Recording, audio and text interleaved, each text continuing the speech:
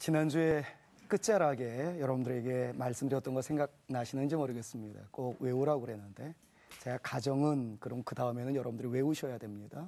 공장이다. 공장. 오, 힌트 주시 마시고요. 네. 가정은 공장이다. 아니죠.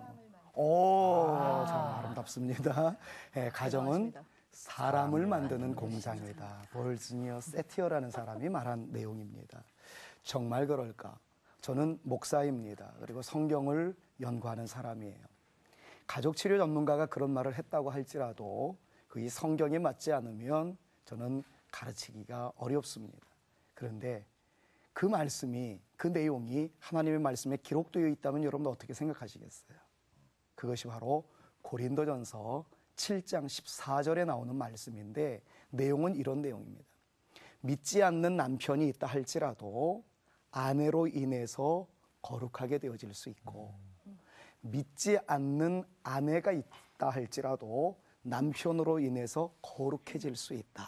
그런데 만약에 부모가 그렇게 되어지지 못한다면 너희의 자녀도 깨끗하지 못할 것이다. 그러나 너희는 이제 거룩하니라. 그 말씀을 통해서 엄마나 아빠가 바른 길을 걸어가고자 하는 의식이 분명하면 바람직하지 못했던 분도 따라오게 되어질 것이고 부부가 아름다워지면 그 자녀는 자동적인 것은 아니라 할지라도 굉장히 건강하게 되어질 가능성이 높다라는 말씀을 성경이 우리에게 가르쳐주고 있어요. 저는 여러분들에게 오늘 강의를 이어나가면서 먼저 축복하고 싶습니다.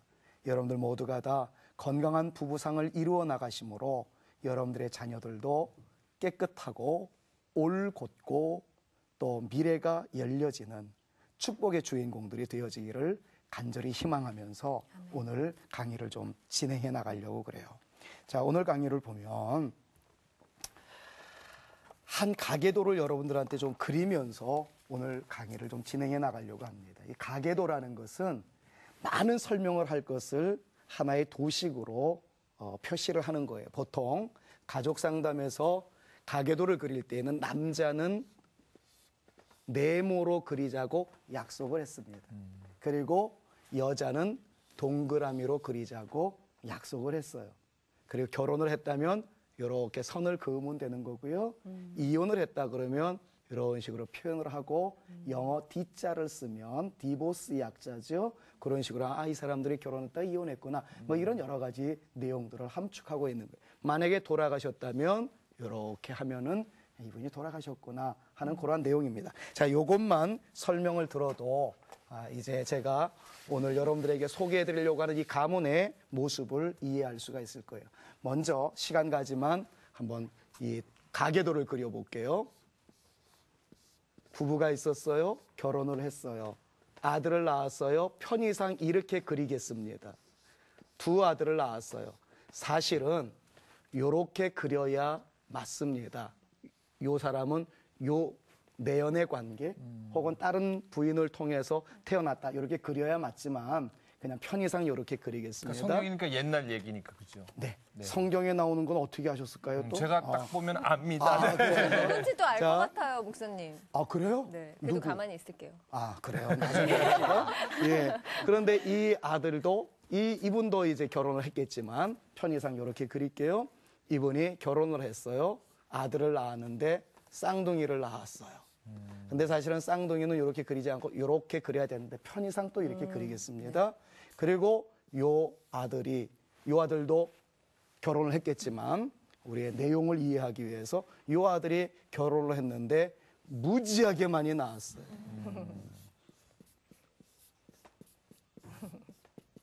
가운데 딸도 하나 있었고요. 네.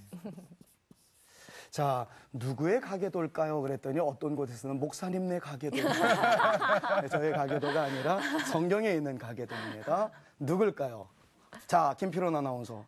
눈치챘다고 그랬는데. 네. 누구요? 저분도 아시네요. 아브라함. 아브라함. 네. 똑똑하세요. 네. 아브라함이에요. 아브라함이라면 이 사람은 누굴까요?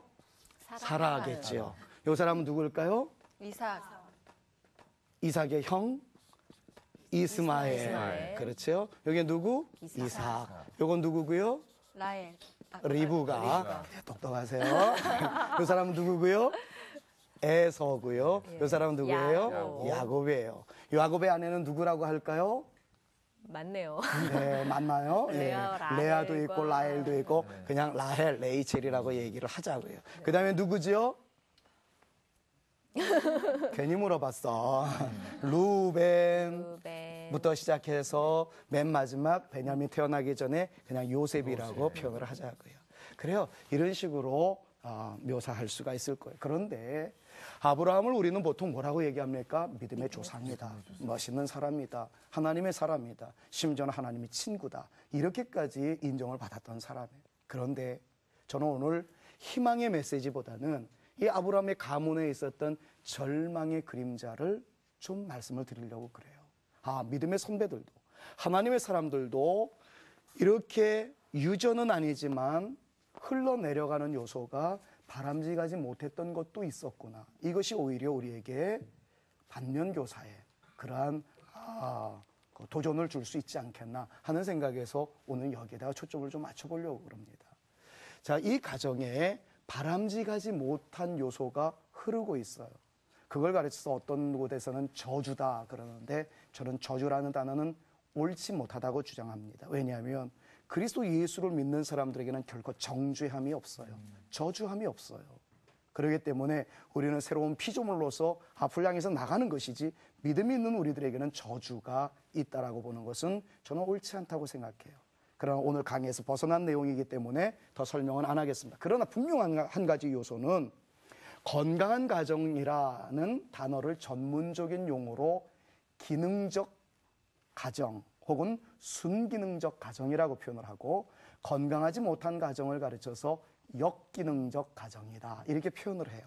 그러면 건강하지 못한 가정에 좋지 못한 요소, 역기능적 요소가 있다라는 것을 전제하고 이 가정에 성경에 보이는 대로의 역기능적 요소가 무엇인가 하는 것을 이제 여러분들에게 좀 말씀을 드리려고 그래요.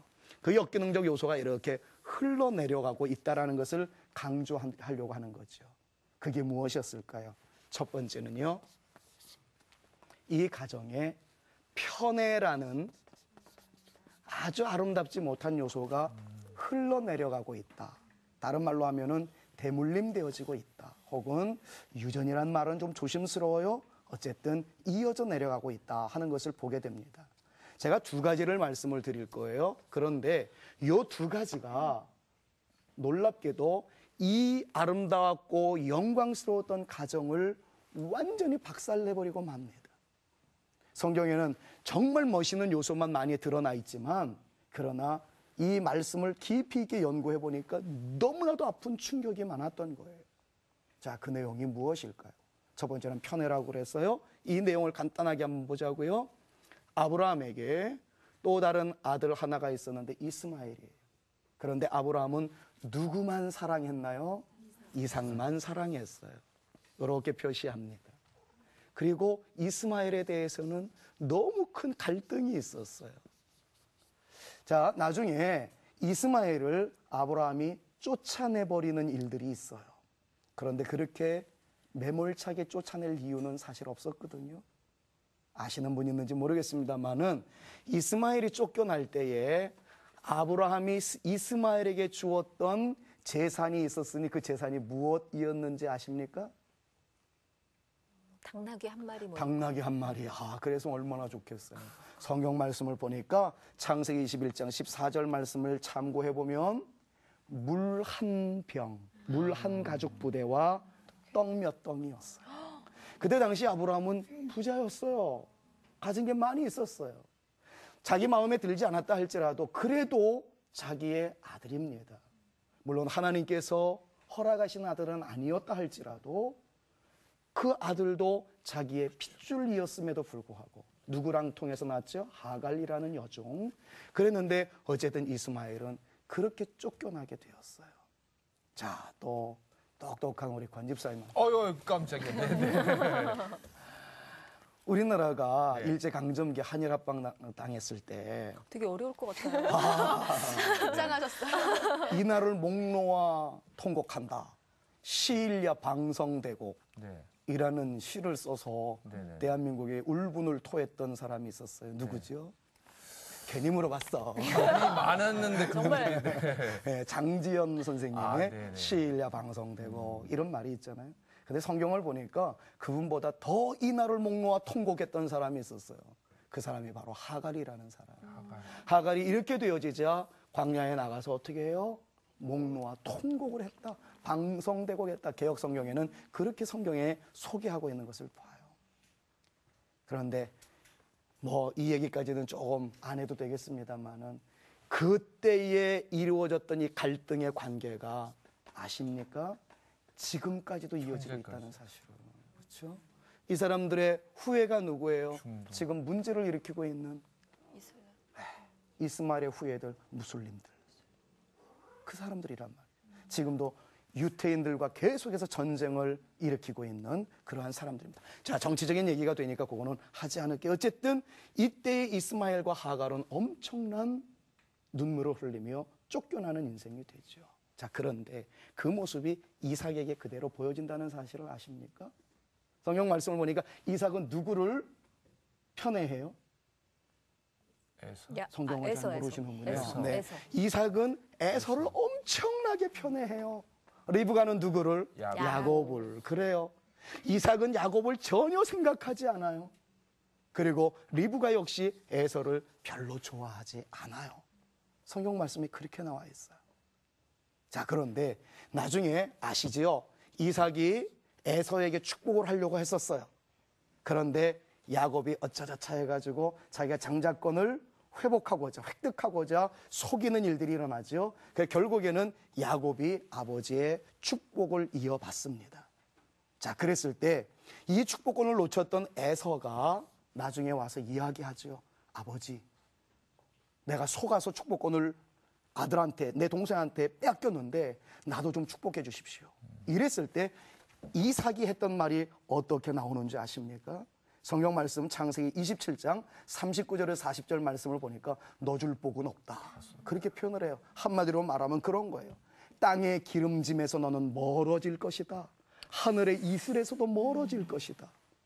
한마디로 말하면 아버지 이삭에게는 에서에게 몽땅 복 주고 싶었지 이 야곱을 배려했던 마음은 하나도 없었다라는 것을 반증하는 내용이에요.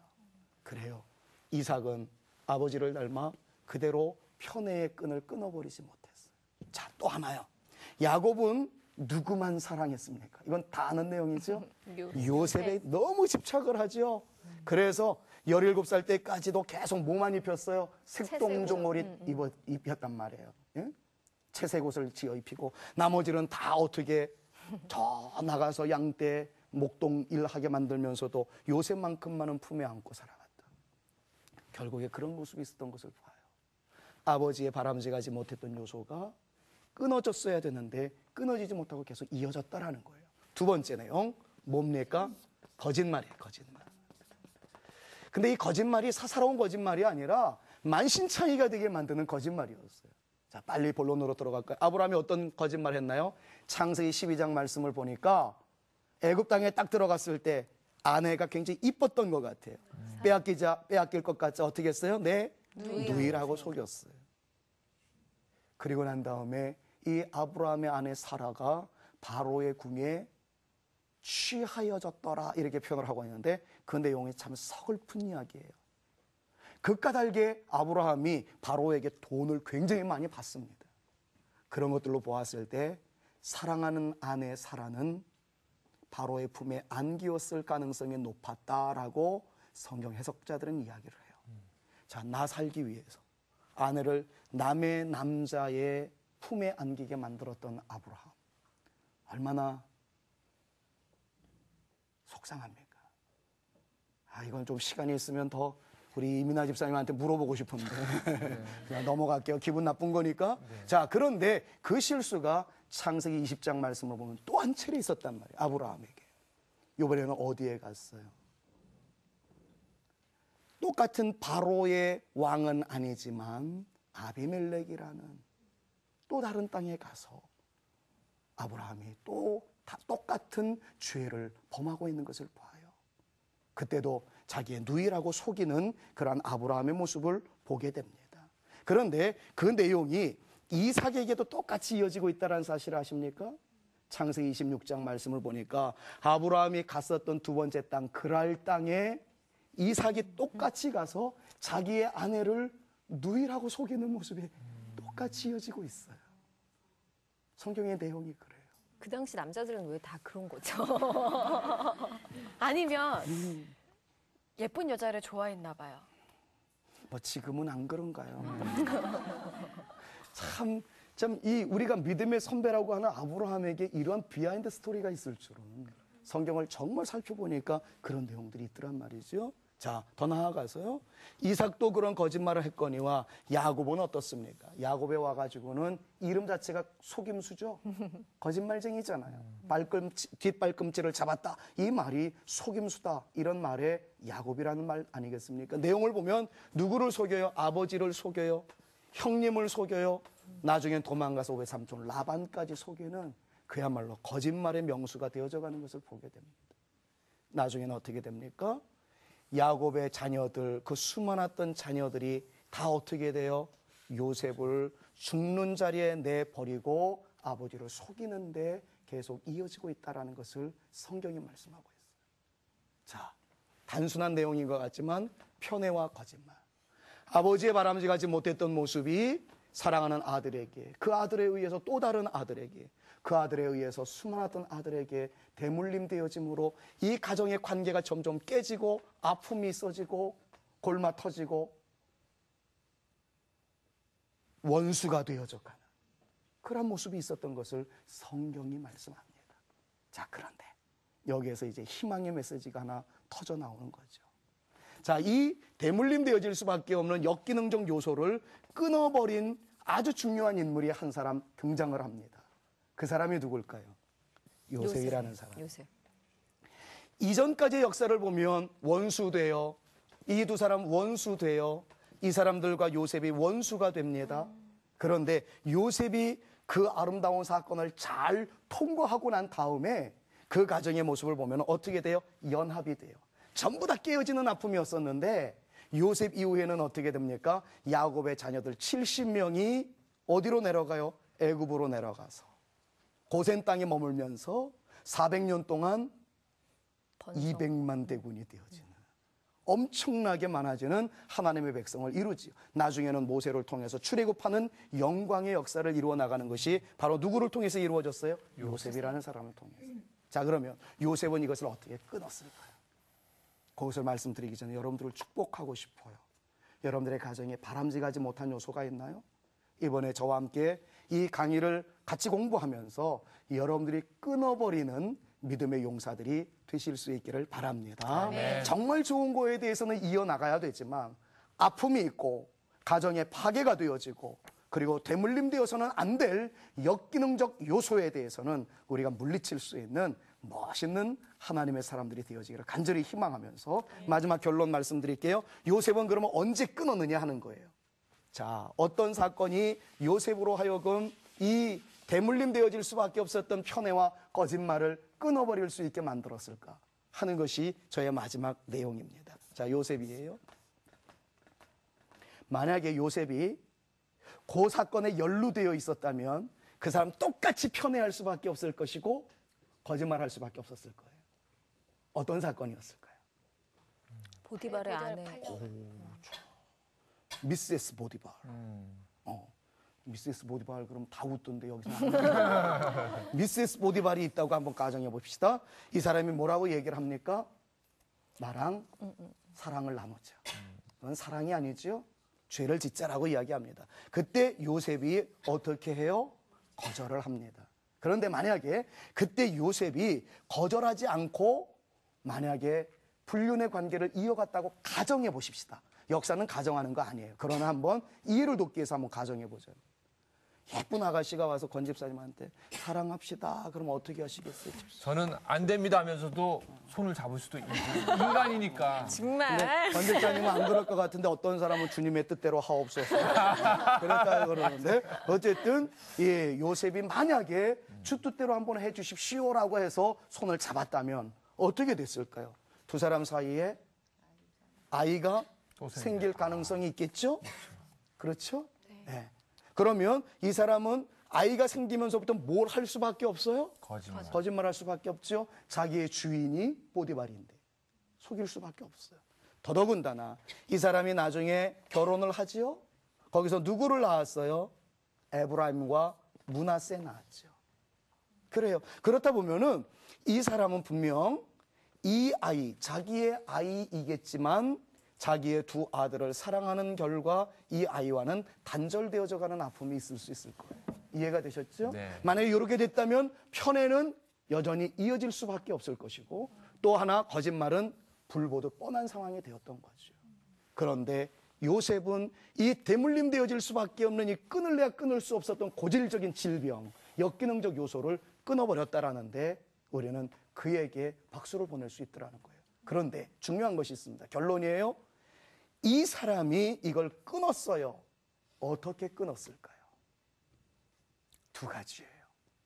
첫 번째, 요셉이 표현했던 것이 이런 표현을 했어요. 내가 하나님 앞에서 어찌 악을 행할 수 있사오리까. 하나님 앞에서 신앙심으로, 그렇죠? 하나님 앞에서 코람데오의 사상으로 이 요셉은 그것을 끊어버렸어요. 두 번째가 굉장히 중요해요. 뭘까요? 예? 믿음, 예, 신앙 나왔고요. 자, 우리 이 집사님 또 괜히 물어봤어요. 자, 뭘까요? 뭐지? 뭐지? 예. 알뜻 같은 알듯, 예. 뭐죠? 하나님과의 언약. 예. 여기 신앙에 다 포함됐다고 말할게요. 예. 아주 쉬운 방법이에요. 도망갔어요. 도망갔어요. 36개 주행 아, 36개 주행. 그러니까 하나님 앞에서 어찌 내가 죄를 지을 수 있겠습니까? 하고 주야 하고 삼창하지 않았어요. 그냥 옷을 벗고 냅다 도망갔어요. 어느 정도로 집요했냐면 옷을 잡고 늘어지니까 요셉이 그 옷을 벗어버리고 도망갔어요. 저는 끊음에는 이 두 가지가 있어야 된다고 확신하는 사람이에요. 첫 번째, 하나님의 방법이죠. 신앙심. 저는 여러분들의 가정에 주의 은혜가 넘치게 되어질 때 놀라운 역사는 일어나게 되리라 믿습니다. 아멘. 자, 그런데 중요한 것은 그 하나님의 은혜와 더불어 여러분들이 하셔야 될 일이 있다라는 거예요. 하나님의 은혜만 있다고 해서 여러분들이 그거에 대해서 하고자 하는 의욕이 없다면 여러분들은 가정을 행복하게 만들 수가 없어요. 제가 불신앙적인 말을 한 건가요? 아니에요. 예를 들면 이런 거죠. 어떤 아이가 열심히 공부해서 최고의 대학에 들어가고 싶어요. 기도원에 가서 40일을 금식한다고 대학에 들어갈 수 있나요? 아니에요. 기도한 만큼 영어 단어를 외워야 돼요. 하나님의 은혜가 임하기를 바라는 만큼 내가 대가를 지불하는 수고의 땀이 있어야 된다는 말이죠. 행복한 가정을 만들어가는 것도 역시 마찬가지입니다. 여러분들의 신앙, 하나님 앞에 주님이여 내 자녀의 앞날이 열려지게 하여 주옵소서. 우리 가정이 주의 은혜의 강수로 인해서 번성하게 하여 주옵소서. 간절한 기도와 더불어 여러분들이 하셔야 할 일이 있다라는 거예요. 이제 다음 죄로부터 주부터는 도망가야 돼. 우리들이 해야 할 일이 무엇일지, 내가 깨뜨려야 할 부분이 무엇일지, 내가 도망가야 할 부분이 무엇일지, 이것은 주님의 은혜로 이루어지는 것이라면 이것은 내가 지불해야 할 대가가 무엇인지를 살펴보는 것이 다음 주의 강의의 내용이 되겠습니다. 개봉박두. 감사합니다.